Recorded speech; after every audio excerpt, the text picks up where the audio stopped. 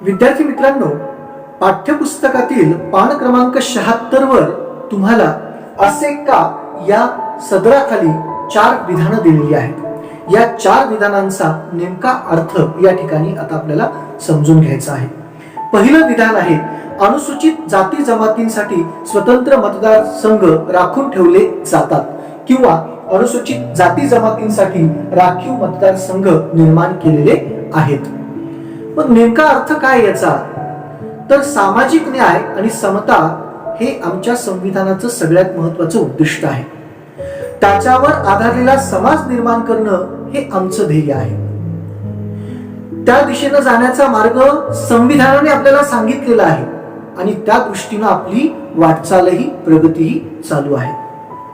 विद्यार्थी मित्रांनो, जे समाज घटक किंवा लोकसमूह शिक्षण आणि रोजगाराच्या संधीपासून दीर्घकाळ वंचित राहिले, अशा समाज घटकांसाठी किंवा लोकसमूहासाठी लोकसंख्येच्या प्रमाणानुसार राखीव जागांची तरतूद संविधानामध्ये करण्यात आलेली आहे आणि त्याच तरतुदीनुसार त्यांच्यासाठी इथं स्वतंत्र मतदारसंघ निर्माण केले जातात।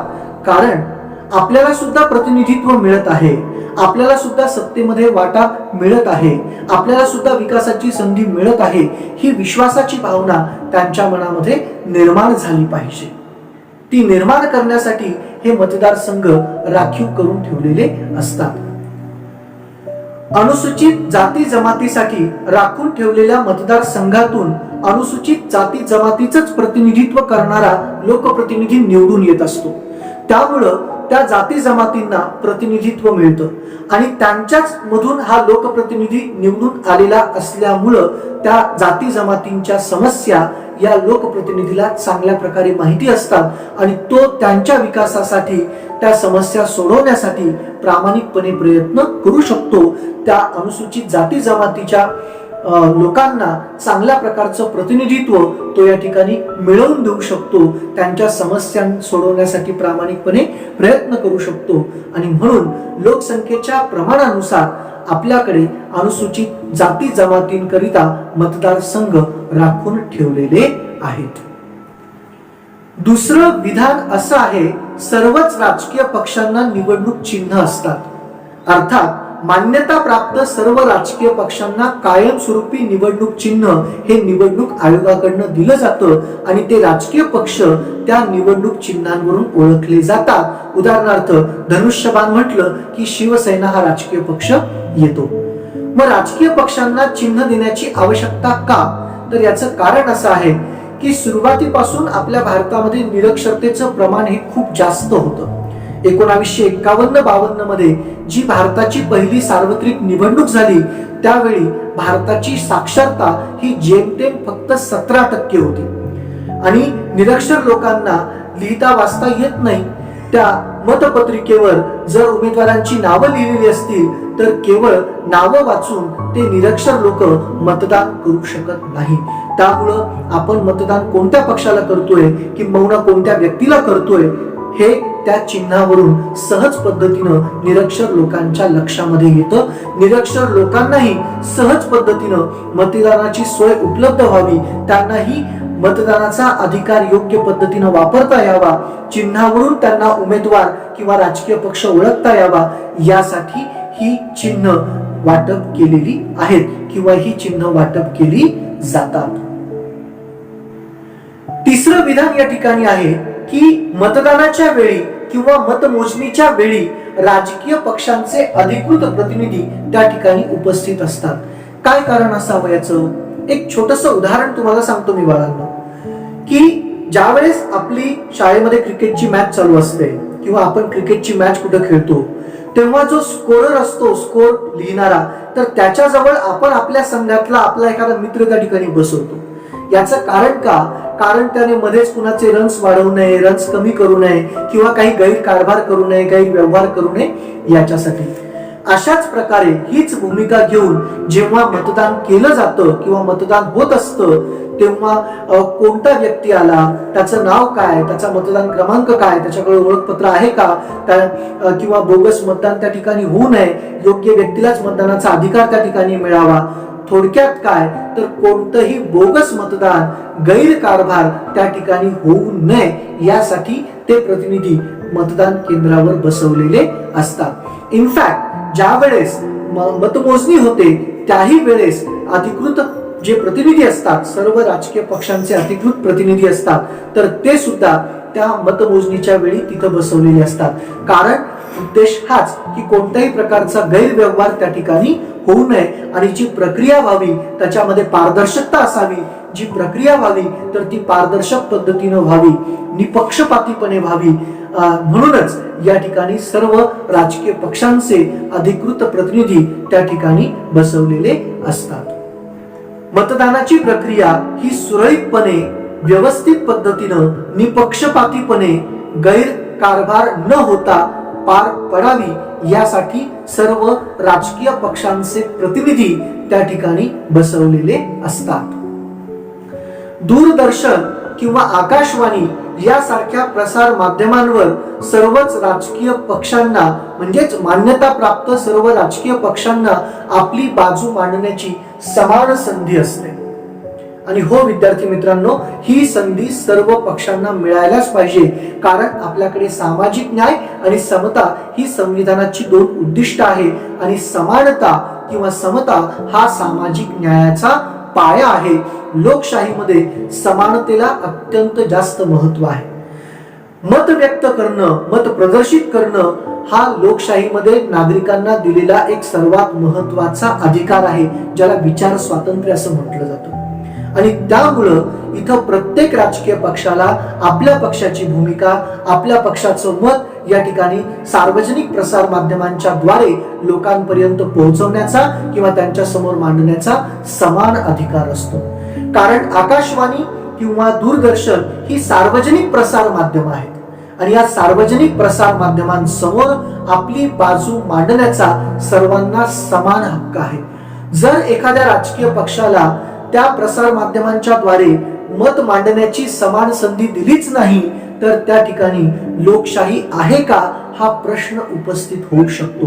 कारण ही प्रसार माध्यम जी आहेत लोकशाहीचा चौथा आधारस्तंभ मानली जातात आणि त्यामुळं सर्वच राजकीय पक्षांना या ठिकाणी आपलं मत प्रदर्शित करण्याची, आपली बाजू मांडण्याची समान संधी दिली जाते. विद्यार्थी मित्रांनो, पुढचा मुद्दा आहे मतदारसंघाची पुनर्रचना. आता सगळ्यात पहिल्यांदा प्रश्न असा या ठिकाणी निर्माण होतो की लोकसभेची सदस्य संख्या किती आहे. वास्तविक पाहता खऱ्या अर्थानं लोकसभेची सदस्य संख्या ही 552 आहे. परंतु सध्या आपल्या संसदेमध्ये, लोकसभेमध्ये 545 सदस्य या ठिकाणी आपल्याला पाहायला मिळतात. 2 अँग्लो इंडियन समाजाचे प्रतिनिधी, अनिवासीय भारतीय लोकांना प्रतिनिधित्व मिळवून देण्यासाठी 2 अँग्लो इंडियन समाजाचे प्रतिनिधी राष्ट्रपती मार्फत या ठिकाणी निवडलेले आहेत आणि लोकांमधून निवडले जाणारे प्रतिनिधी आहेत 543. म्हणजे सध्या लोकसभेमध्ये 543 सदस्य संख्या आहेत. मग हे प्रतिनिधी कसे निवडले जातात? सर्वसाधारणपणे लोकसंख्येच्या प्रमाणानुसार मतदारसंघांची निर्मिती केली जाते आणि एका मतदारसंघातून एक प्रतिनिधी हा निवडून दिला जातो. लोकसभेमध्ये आज मितीला 543 लोकसभेचे सदस्य आहेत. याचाच अर्थ आज मितीला भारतामध्ये 543 मतदारसंघ आहेत. 543 मतदारसंघांमधून 543 खासदार म्हणजेच लोकसभेचे प्रतिनिधी या ठिकाणी निवडून गेलेले आहेत.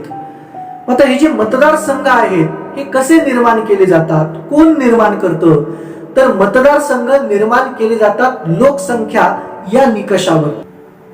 मतदारसंघ तयार करण्याचे काम निवडणूक आयोगाची परिसीमन समिती करते. परिसीमन समिती, टिंब समिती मतदारसंघ निर्माण करते किंवा मतदारसंघ निर्माण करण्याचे कार्य करते.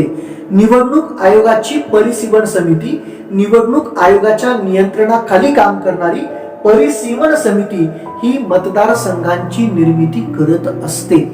विशेष म्हणजे ही परिसीमन समिती कुणाच्याही दबावामध्ये न येता निपक्षपातीपणे अर्थात तटस्थपणे आपली भूमिका बजावते आणि तटस्थपणे हे मतदारसंघ निर्माण करते.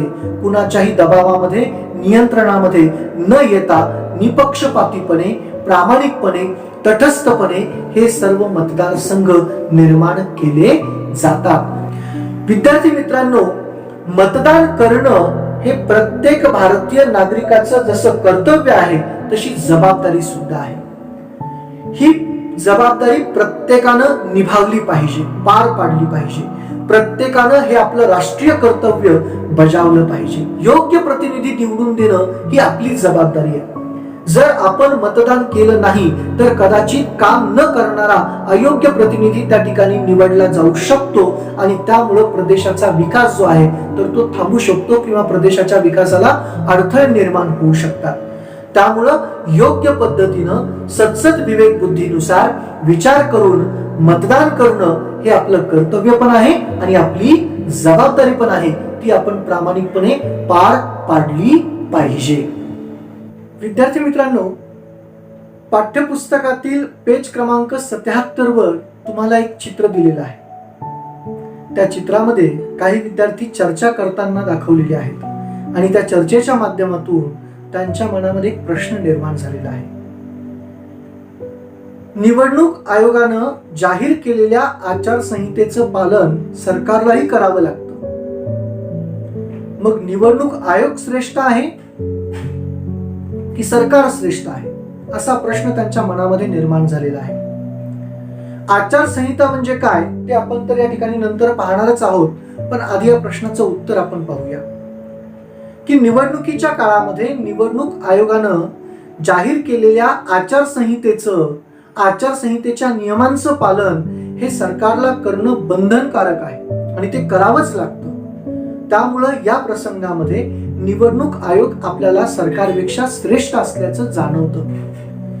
निवडणूक आयोग ही संविधानानुसार निर्माण करण्यात आलेली एक स्वायत्त संस्था आहे किंवा त्याचबरोबर सरकार देखील संविधानाच्या तरतुदीच्या आधारे निर्माण करण्यात आलेला आहे आणि त्यामुळं या ठिकाणी निवडणूक नसताना सरकार श्रेष्ठ ठरतं आणि निवडणूक असताना निवडणूक आयोग श्रेष्ठ ठरतं.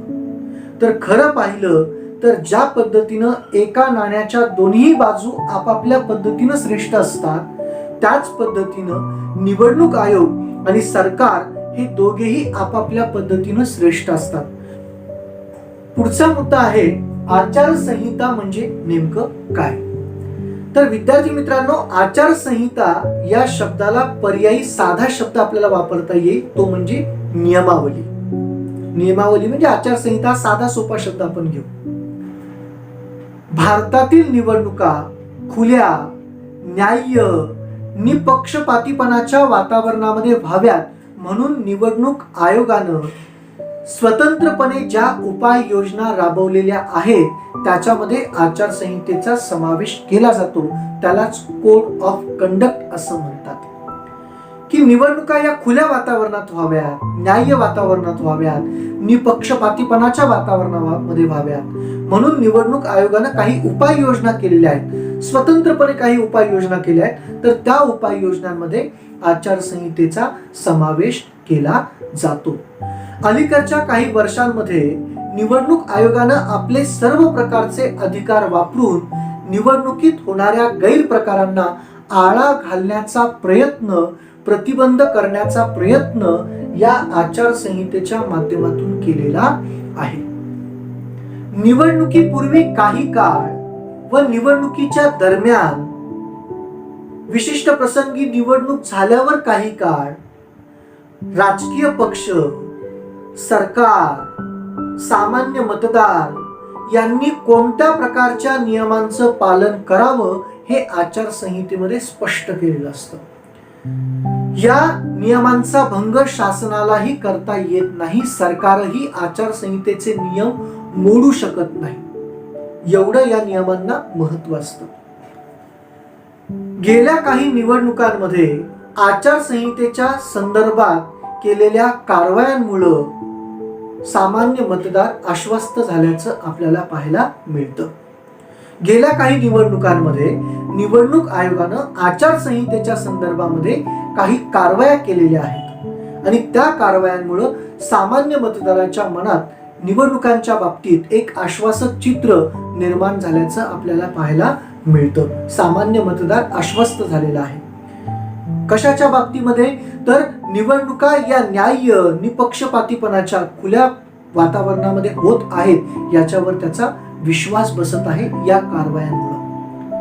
सर्वसाधारणतः आचारसंहिता कधी लागू केली जाते? तर बऱ्याचशा गाईड नोट्समध्ये किंवा गाईडमध्ये सांगितलेलं आहे की निवडणुकीच्या 21 दिवस पूर्वी आचारसंहिता या ठिकाणी जाहीर होत असते. असं काहीही नसतं. विद्यार्थी मित्रांनो, एक छोटंसं उदाहरण तुम्हाला देतो. आता पुढल्या महिन्यामध्ये बिहारची निवडणूक आहे.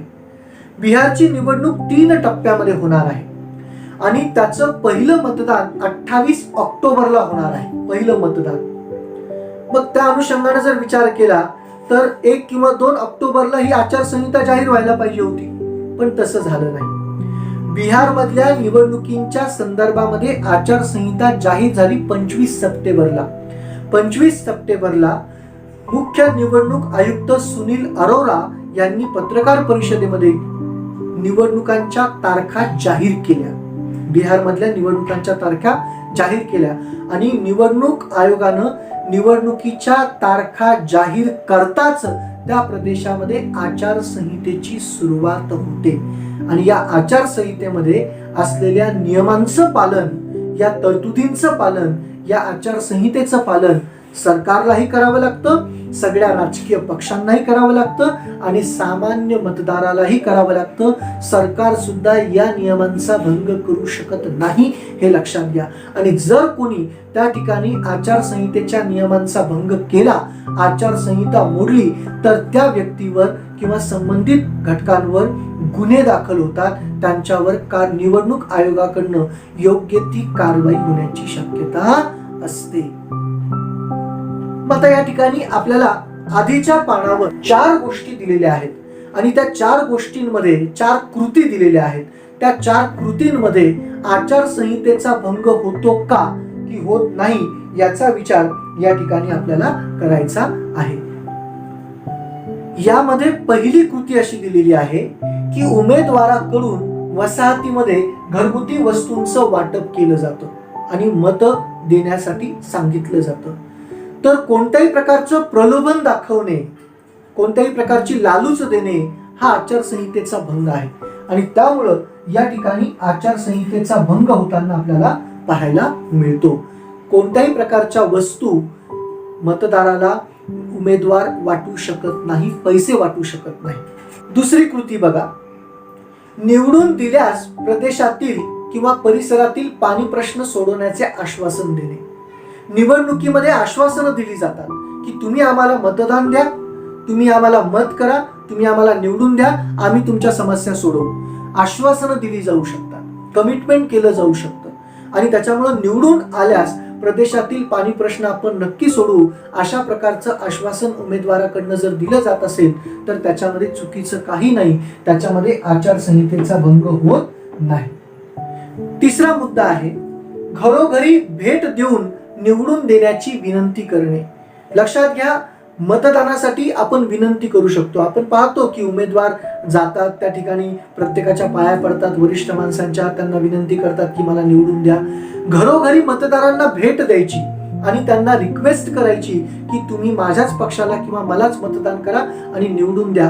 ही विनंती करण्यामध्ये गैर चुकीचं असं काहीच नाही. त्यामुळं याही ठिकाणी आपल्याला आचारसंहितेचा भंग होताना दिसत नाही. इथेही आचारसंहितेचा भंग होत नाही. पुढचा मुद्दा आहे जातीच्या किंवा धर्माच्या नावावर आवाहन करून मतदारांचा पाठिंबा मिळवणे. म्हणजे मी तुमच्या जातीचा आहे, मी तुमच्याच धर्माचा आहे, आपलेच लोक पुढे गेले पाहिजे, मग मला तुम्ही मतदान करा. जातीच्या किंवा धर्माच्या नावावर आवाहन करून मत मागणे हा आचारसंहितेचा भंग आहे आणि त्यामुळं ही कृती धर्मनिरपेक्षतेच्या दृष्टिकोनातून चुकीची आहे. त्यामुळं या ठिकाणी आचारसंहितेचा भंग होताना आपल्याला पाहायला मिळतो. अशा प्रकारे या ज्या 4 कृती दिलेल्या आहेत याच्यामध्ये या ठिकाणी आचारसंहितेचा भंग होतो आणि इथं सुद्धा आचारसंहितेचा भंग होतो, पण या 2 ठिकाणी मात्र आचारसंहितेचा भंग होताना दिसत नाही. विद्यार्थी मित्रांनो, पुढचा मुद्दा दिलेला आहे की मतदारांसाठी आचारसंहितेमध्ये तुम्ही कोणत्या नियमांचा समावेश कराल. तर मतदारांसाठी सुद्धा एक स्वतंत्र अशी आचारसंहिता असावी आणि त्याच्यामध्ये तुम्ही कोणते नियम समाविष्ट करू शकतात हा प्रश्न तुम्ही तुमच्या मनाने लिहू शकतात. पण तरीही काही हिंट्स या ठिकाणी मी देतो, काही पॉइंट्स तुम्हाला मी सांगतो. जसं सगळ्यात पहिले, बरेचसे लोक आपल्याला मतदान करताना दिसत नाही मतदानाच्या दिवशी. तर पहिलं, सर्वांनी मतदान करणे अनिवार्य आहे. सगळ्यांनी मतदान केलंच पाहिजे, इट्स कंपल्सरी. नाहीतर त्यांना सरकारकडनं देण्यात येणाऱ्या सगळ्या प्रकारच्या सुविधा काढून घेतल्या जाव्यात, त्यांना सुविधाच दिल्या जाऊ नये कोणत्या. दुसरं, मतदान करताना कोणत्याही प्रकारच्या पैशांचा किंवा वस्तूंचा स्वीकार करायचा नाही. 3, जात धर्म या गोष्टींच्या नावावर मतदान करायचं नाही. चौथं, मतदान करत असताना जे उमेदवार आहे त्यातील प्रामाणिक उमेदवार, त्यातील कार्यक्षम उमेदवार, जनमताची कदर करणारा उमेदवार, विश्वासू उमेदवार कोण आहे त्याचा विचार करून सत्सद विवेक बुद्धीने आपण त्या ठिकाणी मतदान केलं पाहिजे. आणि सगळ्यात महत्वाचा मुद्दा असा आहे की जसं आपण स्वतः मतदान करतो प्रामाणिकपणे, तसं इतरांना सुद्धा आपण मतदान करण्यास प्रवृत्त केलं पाहिजे, त्यांना सुद्धा आपण मतदान करण्यास मोटिवेट केलं पाहिजे. अशा प्रकारच्या काही नियमांचा समावेश तुम्ही मतदारांच्या आचारसंहितेमध्ये करू शकता. मी फक्त हे मुद्दे सांगितले, याही व्यतिरिक्त काही आणखीन वेगळे मुद्दे तुम्ही लिहू शकता. त्यानंतर विद्यार्थी मित्रांनो, त्याच्या खाली एक तुम्हाला चित्र दिलेलं आहे पहा. तुम्हाला एका वृद्ध माणसाचा, इसमाचा फोटो दिलेला आहे. कोण असावी बरं ती व्यक्ती आणि का त्यांचा फोटो या ठिकाणी दिलेला असावा असा प्रश्न कदाचित तुम्हाला पडला असेल. तर बाळांनो, या व्यक्तीचं नाव आहे श्याम शरण नेगी. हिमाचल प्रदेशामधील श्याम शरण नेगी हे स्वतंत्र भारतामध्ये झालेल्या पहिल्या सार्वत्रिक निवडणुकीतील पहिले मतदार ठरले. स्वतंत्र भारताचे पहिले मतदार म्हणून श्याम शरण नेगी यांचं नाव आहे. 25 ऑक्टोबर 1951 रोजी स्वतंत्र भारताच्या पहिल्या निवडणुकीचं मतदान झालं आणि त्या मतदानामध्ये सगळ्यात पहिल्यांदा मतदान करण्याचा हक्क श्याम शरण नेगी यांनी बजावला, म्हणून स्वतंत्र भारतातील पहिले मतदार म्हणून त्यांना ओळखलं जातं. 25 ऑक्टोबर 1951 रोजी लोकसभेच्या ज्या निवडणुका झाल्या तर त्या निवडणुकीमध्ये त्यांनी आपला मतदानाचा हक्क बजावला आणि तिथून पुढच्या प्रत्येक निवडणुकीमध्ये त्यांनी आपला मतदानाचा हक्क बजावलेला आहे. विद्यार्थी मित्रांनो, आश्चर्य या गोष्टीचं आहे की आता मागच्या वर्षी 2019ला ज्या लोकसभेच्या निवडणुका झाल्या तर त्याही निवडणुकीमध्ये श्याम शरण नेगी यांनी मतदानाचा हक्क बजावला. त्यांनी वयाची 100 ओलांडलेली आहे आणि 100 ओलांडल्यानंतर सुद्धा त्यांनी आपलं हे कर्तव्य, आपली ही जबाबदारी पार पाडलेली आहे. विद्यार्थी मित्रांनो, पुढचा मुद्दा आहे पाठ्यपुस्तकातील पान क्रमांक 78 वर देण्यात आलेला निवडणूक प्रक्रियेतील टप्प्यांचा हा ओघ तक्ता. निवडणुकीच्या प्रक्रियेमध्ये टोटल 8 टप्पे आहेत. या ठिकाणी तुम्हाला 7च टप्पे दिसतील कारण इथं मतमोजणीचा 8वा टप्पा लिहिलेला नाहीये आणि त्यामुळं निवडणुकीच्या प्रक्रियेतील हे जे 8 महत्वाचे टप्पे आहेत तर ते ओघ तक्त्यांच्या स्वरूपात तुम्हाला या ठिकाणी दिलेले आहेत. सदरील प्रश्न हा गेल्या वर्षी मार्च 2019च्या बोर्ड परीक्षेला 2 मार्कांसाठी विचारण्यात आलेला होता. ओघ तक्ता पूर्ण करा. विद्यार्थी मित्रांनो, या प्रश्नामध्ये निवडणूक प्रक्रियेचे जे 8 टप्पे तुम्हाला दिलेले आहेत त्यातील कोणतेही 4 टप्पे तुम्हाला अगोदरपासूनच त्या ओघ तक्त्यामध्ये दिलेले असतात आणि 4 रिकाम्या जागा त्या ठिकाणी दिलेल्या असतात. तर त्या 4 रिकाम्या जागी त्या सिक्वेन्सनुसार कोणकोणता टप्पा येतो ते तुम्हाला लिहायचं असतं. या ठिकाणी प्रक्रियेचा क्रम फार महत्वाचा आहे, तो क्रम चुकता कामा नये. आणि म्हणून कोणकोणता क्रम किंवा निवडणूक प्रक्रियेचा क्रम हा कसा आहे ते या ठिकाणी समजून घ्या. सगळ्यात पहिला जो टप्पा आहे निवडणूक प्रक्रियेचा, तर तो आहे इथं मतदारसंघांची निर्मिती केली जाते. मतदारसंघ निर्माण झाल्यानंतर दुसरा टप्पा येतो की मतदार याद्यांची निश्चिती केली जाते. मतदानामध्ये नावं समाविष्ट केले जातात आणि फायनल मतदान याद्या ज्या आहेत तर त्या इथं निर्माण केल्या जातात. त्यानंतर नामांकन पत्र भरणे व त्याची कसून छाननी करणे हा तिसरा टप्पा येतो. याच्यामध्ये सर्व उमेदवार आपला उमेदवारी अर्ज भरतात आणि निवडणूक आयोगाकडून त्या अर्जाची काटेकोरपणे छाननी केली जाते. चौथा टप्पा आहे, मग इथे प्रत्येक उमेदवार हा आपल्याला जास्तीत जास्त मतं पडावीत किंवा आपणच निवडून यावं या दृष्टिकोनातून प्रचाराला लागतात. सर्व प्रकारचा प्रचार या ठिकाणी होत असतो. प्रचारासाठी एक ठराविक मुदत दिली जाते. त्यानंतर इथं प्रत्यक्ष मतदान घेतलं जातं. प्रत्यक्ष मतदान निवडणूक आयोगानं मतदानाची तारीख अगोदरपासूनच या ठिकाणी जाहीर केलेली असते, वेळही जाहीर केलेली असते. त्या दिवशी इथं प्रत्यक्ष मतदान घेतलं जातं. मतदानानंतर इथं मतमोजणी केली जाते, प्रत्यक्ष मतमोजणी केली जाते. मतमोजणीचा दिवसही ठरलेला असतो. वोटिंग काउंटिंग त्या ठिकाणी होतं आणि मतांची मोजणी झाली की त्याच्यानंतर निकाल जाहीर केला जातो की सर्व उमेदवारांमधून प्रत्येक उमेदवाराला किती किती मतं पडलेली आहेत आणि त्यातला विजयी उमेदवार कोण, या विजयी उमेदवाराची घोषणा या ठिकाणी केली जाते. सर्व निवडणुकीचा निकाल इथं जाहीर केला जातो आणि सर्वात शेवटी या निवडणूक प्रक्रियेच्या अनुषंगानं जे काही सगळे वाद निर्माण झालेले असतील, ज्या काही समस्या निर्माण झालेल्या असतील, तर त्या सर्व वादांचं निराकरण या ठिकाणी केलं जातं. निवडणुकीच्या संबंधी असणाऱ्या वादांचे निराकरण हा 8वा प्रक्रियेचा टप्पा या ठिकाणी आपल्याला पाहायला मिळतो. अशा प्रकारे निवडणूक प्रक्रियेचे 8 टप्पे या ठिकाणी आहेत. या 8 टप्प्यांचा सिक्वेन्स तुम्हाला लक्षात ठेवायचा आहे, कारण हा परीक्षेला विचारला जात असतो. याच्यातला थोडासा सिक्वेन्स मागं पुढे झाला तर मार्क्स मिळत नाही हे लक्षात घ्या आणि त्यामुळं हा सिक्वेन्स व्यवस्थित पद्धतीनं समजून घ्या.